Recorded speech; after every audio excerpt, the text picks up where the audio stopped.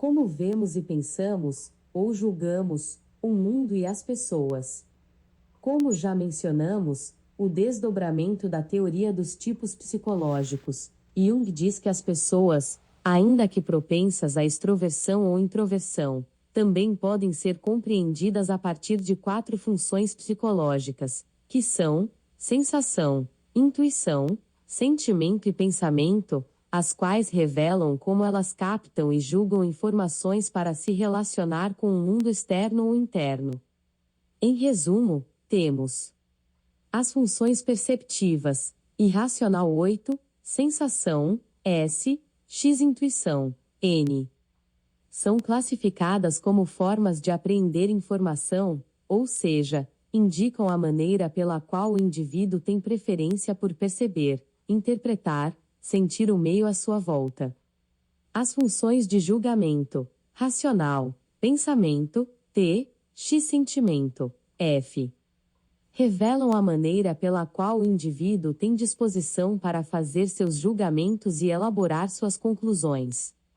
Exemplo, as funções psicológicas, sensação, pensamento, sentimento e intuição, em conjunto com as atitudes de introversão e extroversão, representam os tipos psicológicos. Como diz Jung, as 4 funções são como os 4 pontos cardeais no indivíduo, isto é, o orientam no mundo e em seus relacionamentos. Forma de captar informação. Sensação, S. A sensação, S, é uma função que se baseia nas percepções sensoriais, permitindo que o indivíduo tenha um enfoque objetivo na experiência, na percepção de detalhes e na realidade concreta. Pessoas assim têm preferência por obter informações reais, por meio dos 5 sentidos. São objetivas, querem dados palpáveis, tangíveis e não só confiam como valorizam todos os seus sentidos para compreender de modo objetivo uma situação. Pessoas movidas pela sensação são práticas, precisas, realistas e muito interessadas no aqui e no agora, sempre valorizando a observação de detalhes. Os tipos sensitivos, como são chamados, tendem a responder de maneira imediata à situação vivida, e lidam de forma eficaz com todos os tipos de crises e momentos emergenciais.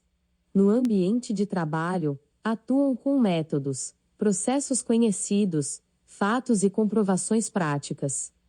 Intuição, N. A intuição, N, é a percepção que ocorre por meio de processos inconscientes e de conteúdos subliminares. É a forma como nossa mente trabalha informações relacionadas a processos inconscientes de possibilidades futuras, pressentimentos, objetivos a alcançar, inspiração, e ao que é abstrato, palpite. As possibilidades, aquilo que pode vir a ser, são mais importantes para os intuitivos do que a experiência realismo. Pessoas fortemente intuitivas dão significado às suas percepções com tamanha rapidez que, de modo geral, não conseguem separar suas interpretações conscientes dos dados práticos. Elas processam a informação muito depressa e relacionam, de forma automática, a experiência que já passaram com as informações relevantes da experiência imediata. Tendem a ser mais criativas e têm grande facilidade para encontrar novas oportunidades e maneiras diferentes de fazer as coisas. Observam o todo na busca de novas soluções, têm maior disposição para planejar do que para executar, confiam na inspiração para produzir e possuem uma visão de futuro, pela qual veem com clareza cenários de médio e longo prazo. Pessoas movidas pela sensação são práticas, precisas, realistas e muito interessadas no aqui e no agora, sempre valorizando a observação de detalhes. Vamos a um exemplo sobre como sensitivos e intuitivos agem. 2 amigas, uma sensitiva e outra intuitiva, vão a um restaurante e experimentam uma torta de ricota. A sensitiva diz que adorou e vai pedir a receita para fazer a torta em casa. Ela pergunta para a amiga, que é intuitiva: você não quer anotar a receita, já que gostou tanto também? A intuitiva diz: eu pego depois com você. Me manda uma foto pelo celular. Ou seja, a sensitiva quer logo fazer a torta, quer pôr a coisa em prática, e tem prazer em fazer isso imediatamente. Já a intuitiva não demonstra pressa, nem ansiedade, até parece despreocupada, e diz que vai pensar depois. Na hora de fazer a torta, também fica claro como elas são diferentes. A sensitiva vai tentar fazer a torta da maneira mais exata possível, do jeito que está na receita. Se for preciso bater as claras dos ovos tantas e tantas vezes no sentido horário, a sensitiva vai fazer exatamente assim. Ela chega ao requinte de cortar os ingredientes com precisão, na largura indicada na receita, respeitando todos os tempos de preparação da massa, cozimento etc. O prazer da sensitiva é tanto que, no momento em que saborear a torta, irá sentir o mesmo prazer que sentiu quando a experimentou pela primeira vez no restaurante. E talvez diga, ficou igualzinha. Já a personagem intuitiva é muito diferente. Muito tempo depois, diante da necessidade de cozinhar uma receita diferente, ela se lembra da maravilhosa torta de ricota e então liga para a amiga para pedir a receita. A amiga sensitiva manda a receita, e a intuitiva começa a cozinhar. Bom, o preparo não vai ser tão rigoroso assim, pois, como a receita está sendo feita de última hora, ela não tem todos os ingredientes. Falta o principal, a ricota. Mas isso não é problema. A pessoa intuitiva, em uma situação assim, certamente vai substituir e adaptar o que for necessário. Nesse caso, a solução é usar o queijo provolone que está perdido na geladeira. No fim das contas, quando a intuitiva vai experimentar o prato, não cabem-se de tanto contentamento porque, com todas as dificuldades, acabou criando um novo jeito de fazer a receita bem diferente da original. E, claro, vai dizer que o sabor não está tão igual ao da torta do restaurante. Na verdade está até melhor que o original. Formas de avaliar e julgar. Como você tira conclusões? Pensamento. T. Uma das atividades mentais mais intensas, a função pensamento. T. Busca associar ideias para compreender ou solucionar um problema. É uma função intelectual que tenta entender as coisas a partir de critérios impessoais, racionais e objetivos. Tipos pensantes sentem-se mais seguros por tomar decisões práticas e lógicas, a partir da observação. São reflexivos e trabalham com políticas e regras claras e universais. Quase sempre se orientam pela busca de objetivos concretos, palpáveis, e demonstram certa frieza em suas análises, pelo fato de assim conseguirem uma avaliação isenta de julgamentos pessoais. Pessoas do tipo pensante são grandes estrategistas, atuam e reagem de maneira lógica, racional, e tendem a se agarrar com firmeza a seus planos e teorias, ainda que sejam confrontadas com controvérsias e um ambiente desfavorável. Sentimento, F. O sentimento, F, é uma função avaliadora que parte da emoção para perceber as coisas. É comum, nesse caso, aceitar ou rejeitar uma ideia tendo por base apenas o sentimento agradável ou desagradável que tal ideia sugere. Tipos sentimentais são orientados para o aspecto emocional da experiência. Têm preferência por tomar decisões levando em consideração valores e necessidades humanas.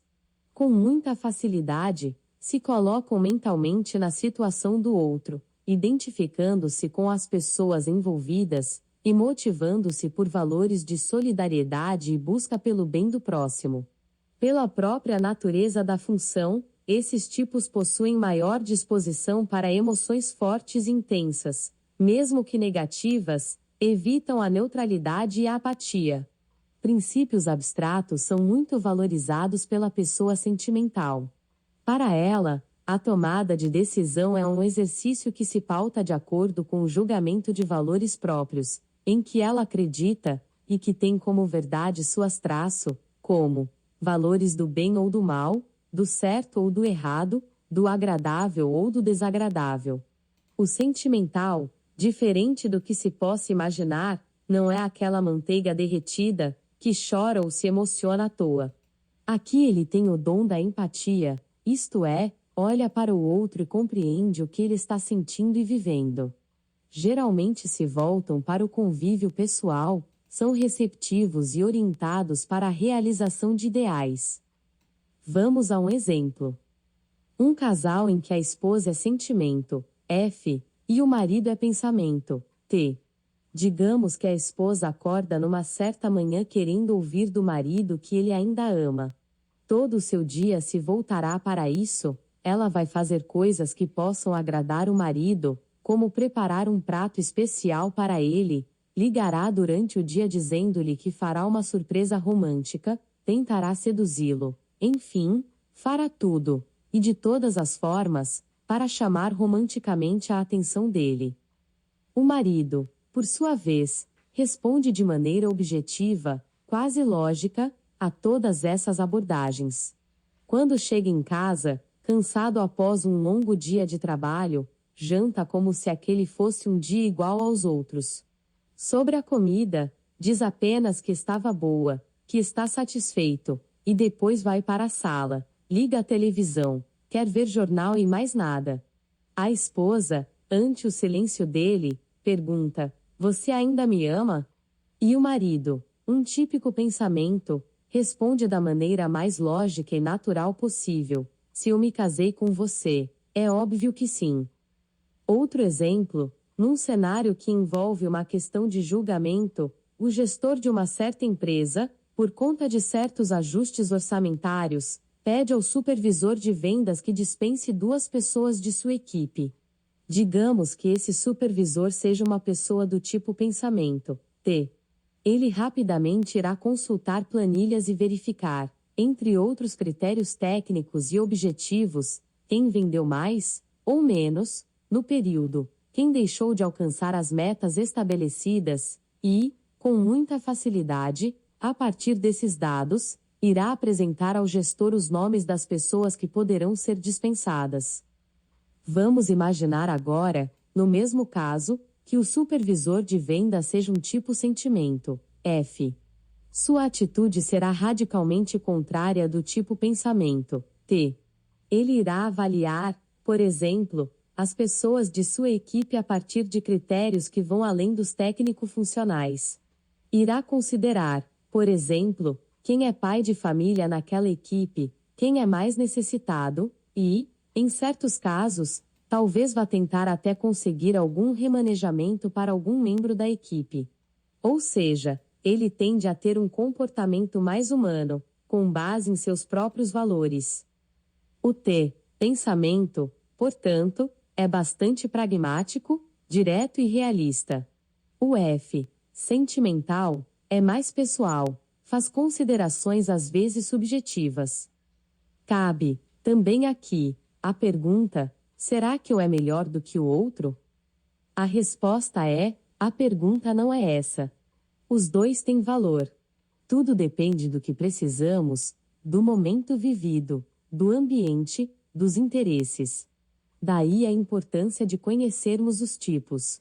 Só assim saberemos escolher ou indicar a pessoa certa para o lugar e o momento certos. Muitos também nos perguntam se é possível desenvolver ou melhorar alguns desses pontos. A resposta é sim, pois você sempre pode desenvolver aquilo que não é natural em você. Por exemplo, alguém muito sensitivo e pouco intuitivo, ao tomar conhecimento dessas características, pode se dar conta de que vale a pena explorar o seu lado intuitivo, que até então estava meio apagado. Poderá, portanto, treinar essa percepção, aprender mais sobre como ela funciona, abrir mais oportunidades para exercitá-la. Com certeza terá benefícios, e irá melhorar essa outra disposição. Da mesma forma, uma pessoa com mais pensamento, ao se dar conta dessa característica, poderá tentar avaliar dados mais subjetivos, que não são tão claros nem imediatos, permitindo-se ser mais generosa, mais amiga, aprendendo a se colocar mais no lugar do outro. Isso não quer dizer que essa pessoa irá deixar de ser o que sempre foi.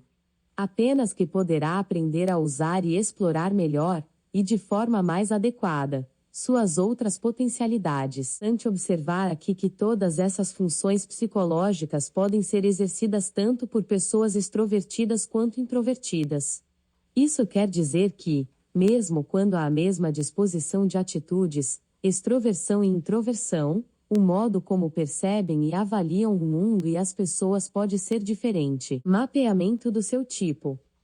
É importante que você tenha claro o modo como todas essas atitudes, disposições e preferências se articulam. Você já sabe que todo indivíduo tem em si disposição para as duas atitudes, introversão e extroversão. O que vai definir sua preferência será a predominância de uma delas sobre a outra. Quando Jung elaborou sua teoria, ele também descobriu, a partir disso, que essas disposições se opõem nos planos consciente e inconsciente. Isto é, se uma pessoa é extrovertida, ela será introvertida no plano inconsciente. Essa correspondência funciona dentro de um conceito de compensação, que é próprio da psique, e tem por objetivo adaptar o indivíduo ao ambiente. O mesmo ocorre com as 4 funções psicológicas: sensação, S, intuição, N, pensamento, T, e sentimento, F, isto é, com a dinâmica pela qual um indivíduo percebe e avalia o mundo e as pessoas. Isso quer dizer que todos temos, em diferentes proporções, essas disposições e preferências para perceber e julgar a vida, o mundo, o trabalho, a família e os amigos. Agora que você compreendeu o que há por trás do seu comportamento, nós o convidamos a, no próximo capítulo, entender os seus porquês, o que move você na direção dos seus objetivos e está por trás de todas as suas escolhas. Mas antes disso, para reforçar todo o aprendizado deste capítulo, acompanhe a seguir um quadro resumo sobre os tipos psicológicos. Quadro resumo dos tipos psicológicos junguianos. 1. Atitude. Se sua atitude preferencial for extroversão, nesse caso, a preferência a concentrar a energia consciente no objeto, ou seja, no mundo exterior, realidade objetiva, ambiente, nas pessoas, experiências e coisas. Portanto, temos maior disposição para a ação, podendo até mesmo agir impulsivamente.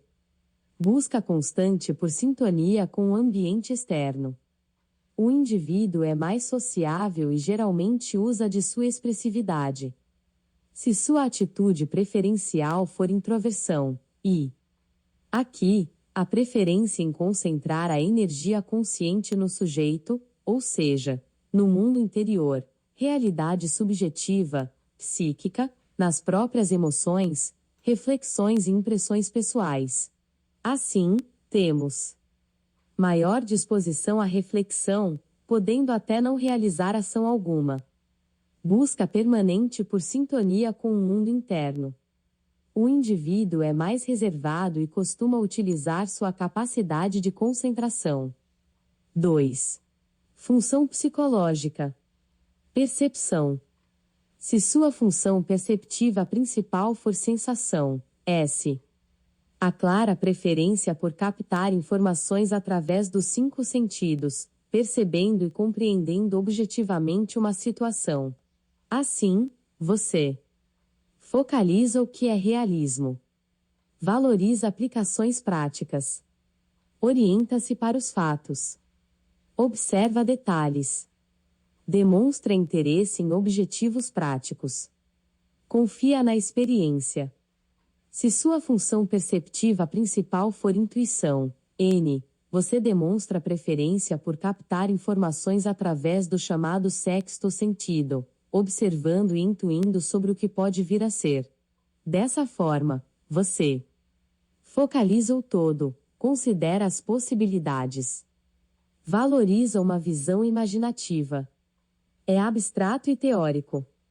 Está orientado para o futuro. Busca novas soluções. Confia na inspiração. Julgamento. Se sua função de julgamento principal for pensamento, há aqui nítida preferência por informações organizadas, de tal modo que lhe permita decidir de forma estruturada e racionalismo logo. Você é analítico. Resolve problemas de forma lógica. Seu raciocínio se baseia em causa e efeito. Procura falhas em argumentos. Gosta da verdade objetiva e impessoal.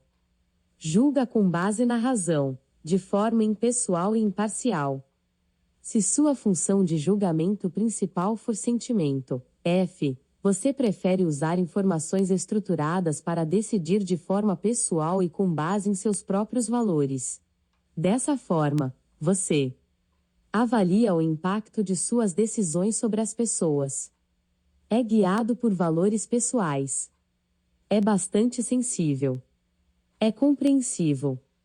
Possui grande compaixão. Julga com base nos sentimentos e nas emoções. Saiba mais. Caro Gustav Jung. Desde o início de sua vida acadêmica, caro Gustav Jung 1875 a 1961, sempre se mostrou interessado pelos fenômenos psíquicos.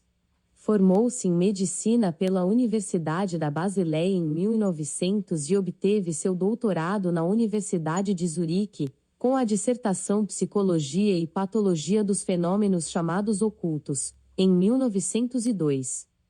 Filho de um pastor luterano, a religião sempre fez parte do universo de Jung, tanto que os fenômenos espirituais e o papel da religião no processo de amadurecimento psíquico das pessoas estão entre as fontes de estudo do psiquiatra, bem como a filosofia e a simbologia mitológica. Em 1904, montou um laboratório experimental, onde desenvolveu um teste de associação de palavras para o diagnóstico psiquiátrico. Nessa avaliação, a pessoa respondia a uma lista padronizada de palavras-estímulos, e qualquer demora irregular no tempo médio de resposta ou agitação entre o estímulo e a resposta provavelmente indicava uma tensão emocional relacionada, de alguma forma, com o sentido da palavra estímulo. Posteriormente, esse mesmo teste foi aperfeiçoado e adaptado por inúmeros psiquiatras e psicólogos para também envolver imagens, palavras, objetos, desenhos e sons.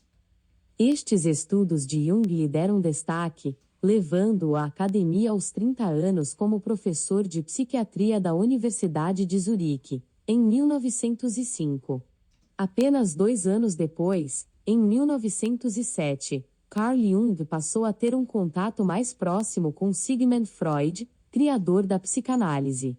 Os dois viajavam juntos aos Estados Unidos ministrando palestras e, em 1910, fundaram a Associação Psicanalítica Internacional.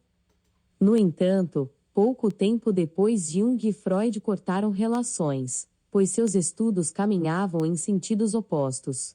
Jung contestava as teorias do colega, que, por sua vez, não admitia que fenômenos espirituais servissem como fonte de estudo para Jung. Em 1911 a relação chegou totalmente ao fim quando Jung publicou Psicologia do Inconsciente, que trazia alguns argumentos contra as ideias de Freud. Ao longo de sua carreira, Jung buscava as diferenças entre o significado dos conteúdos do inconsciente com o objetivo de diferenciar a psicologia individual e a psicanálise. Destacou-se ao se aprofundar no estudo dos desenhos e sonhos, ambos associados ao inconsciente, e utilizava suas próprias experiências como base, pois era bastante introspectivo e questionador. Queria entender como o consciente era influenciado pelo inconsciente. Publicou em 1917 o livro A Psicologia do Inconsciente, onde abordava o inconsciente coletivo, a camada mais profunda da psique, um conjunto de sentimentos, pensamentos e lembranças compartilhadas por toda a humanidade, herdados de nossos ancestrais. Já em 1921 publicou a obra Tipos Psicológicos, onde apresentou os conceitos de introversão e extroversão. Foi a partir daí que Jung estabeleceu bases ainda mais resistentes para a psicologia analítica, desenvolvendo a teoria dos arquétipos e incorporando conhecimentos das religiões orientais e da mitologia. Carl Gustav Jung morreu aos 86 anos e é considerado um dos mais influentes pensadores do século XX.